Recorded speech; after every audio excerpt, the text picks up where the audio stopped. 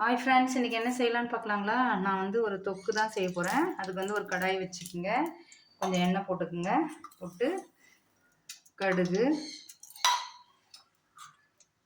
ஒரு ஸ்பூன் ஜீரகம், இது நல்லா பொரியட்டும் நமக்கு. இப்போ பாருங்கள் ஃப்ரெண்ட்ஸ், கடுகு பொரிஞ்சிடுச்சு. ஜீரகம், காஞ்ச மிளகாய் 2 போட்டுக்கோங்க. காஞ்ச மிளகாய் நல்லா பொரிஞ்சதும் ஒரு 10 பல் பூண்டு தட்டி வச்சுருக்கேன், அது போட்டுக்கோங்க. இது போட்டு இதை வந்து வெங்காயமும் ஒரு வெங்காயம் ஸ்லைஸ் பண்ணி வச்சுருக்கேன், அதை போட்டுக்கோங்க. இது நல்லா நமக்கு வதங்கட்டும். இது நல்லா வதங்கட்டும். இப்போ கொஞ்சம் உப்பு சேர்த்துக்கலாம். நம்ம இது வந்து வதங்கி வரதுக்கு நம்ம டிஷ்ஷுக்கும் சேர்க்குறேன். நல்லா வதங்கட்டும் நமக்கு. இப்போ பாருங்கள் ஃப்ரெண்ட்ஸ், இந்த அளவுக்கு வதங்கிடுச்சு. இப்போ நான் 4 தக்காளி எடுத்து நல்லா மிக்சியில் அடித்து வச்சுருக்கேன், இப்படி சேர்த்துக்குங்க, சூப்பராக இருக்கும்.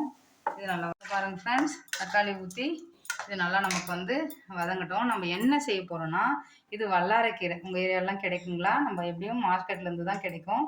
இதை எடுத்து நான் கட் பண்ணி வச்சுக்கிறேன். ஏன்னா நம்ம பாப்பாவுக்கு வந்து மூளை கம்மியாக இருக்குதுங்களா, அதனால் இந்த கீரை நான் செஞ்சு கொடுக்க போகிறேன். நீங்கள் வந்து மூளை கம்மியாக இருக்கிறவங்களுக்கு இந்த கீரையில் நல்லா பிரைட்டாக இருப்பாங்க. நல்லா எப்படி சொல்கிறது, ஞாபக சக்தி ஜாஸ்தி இருக்கும். பாப்பா வந்து எல்லா விஷயத்தையும் மறந்துடுவாங்க ஃப்ரெண்ட்ஸ். அதுக்காக தான் இன்றைக்கி கீரை, வல்லாரைக்கீரை.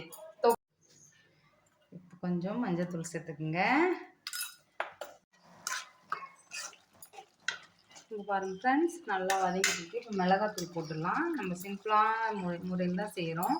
குழம்பு மிளகாத்தூள் கொஞ்சம் குழந்தைங்க சாப்பிட்றதுக்காக காரம் கொஞ்சம் கம்மியாகவே போட்டுக்கோங்க. இது நல்லா இதானதும் இப்போ கீரையை நம்ம சேர்த்துடலாம். நான் இதை கழுவி நல்லா கட் பண்ணி வச்சுருக்கிறேன். நல்லா எல்லாம் உள்ள அழுக்கெல்லாம் அதெல்லாம் இருக்குதான்னு பார்த்துட்டு நல்லா கழுவிட்டு கட் பண்ணிக்கோங்க. இது கூட்டு கூட செய்யலாம், துவையல் செய்யலாம். நான் இன்றைக்கி வந்து டக்குன்னு கொஞ்சம் வெளியில் போகிறோம், அதனால் இது வந்து இப்படி செஞ்சிடலாமே அப்படின்ட்டு இன்றைக்கி இது மாதிரி செஞ்சுட்டேன். கண்டிப்பாக ஒரு நாளைக்கு அதெல்லாமே போடுறேன். இந்த கீரை எனக்கு கிடைக்கவே கிடைக்காதுங்க ஃப்ரெண்ட்ஸ். இன்றைக்கி ஃப்ரெண்டு கடையில் வந்து வந்திருக்குன்னு சொல்லிட்டு சொன்னாங்க. அவங்க கொஞ்சம், நான் கொஞ்சம் பெரிய கட்டாகவே இருந்தது. 2 பேரும் ஆளுக்கு கொஞ்சம் எடுத்துக்கிட்டோம். இது போட்டு இது நல்லா இங்கே பாருங்கள், நான் தண்ணி எதுவும் விடலை. அந்த இதில் இருக்கிற தண்ணியே தான் நம்ம இது பண்ணிகிட்ருக்கோம். இது நமக்கு நல்லா சுண்டட்டும். வேணும்னா நம்ம தண்ணி சேர்க்கலாம், இல்லைன்னா இப்படியே விட்டுடலாம். இது நல்லா நமக்கு வதங்கட்டும்.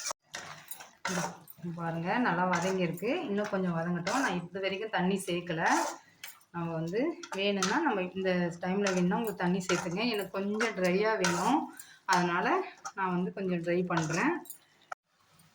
இங்கே பாருங்கள் ஃப்ரெண்ட்ஸ், நல்லா வெந்து எண்ணெய் பிரிஞ்சு வந்துச்சு. நம்ம தக்காளி இருந்த தண்ணி, இந்த வெங்காயத்தில் இருந்த தண்ணி, கீரை, அவ்வளோதான். நம்ம எதுவுமே சேர்க்கல. இப்படியே செய்யுங்க, சூப்பராக வெந்துடுச்சு. நான் உப்பு காரம் எல்லாம் செக் பண்ணிட்டேன். அவ்வளோதான். குழந்தைங்க இந்த மாதிரி செஞ்சு கொடுத்தோன்னா நம்ம வந்து ஈஸியாக சாப்பிட்ருவாங்க. ட்ரை பண்ணி பாருங்கள். ஓரளவுக்கு அவ்வளோதான் ஃப்ரெண்ட்ஸ், ட்ரை பண்ணி பாருங்கள். சாதத்தில் பேசஞ்சு சாப்பிட்லாம். தக்காளி எப்படி சொல்ல, இட்லி, தோசைக்கு, சப்பாத்திக்கு, எதுக்காக இருந்தாலும் ட்ரை பண்ணி பாருங்கள். எப்படி வந்து சொல்லுங்கள். லைக் பண்ணுங்கள், ஷேர் பண்ணுங்கள், சப்ஸ்கிரைப் பண்ணுங்கள். நெக்ஸ்ட் வீடியோவில் பார்க்கலாம். Bye friends.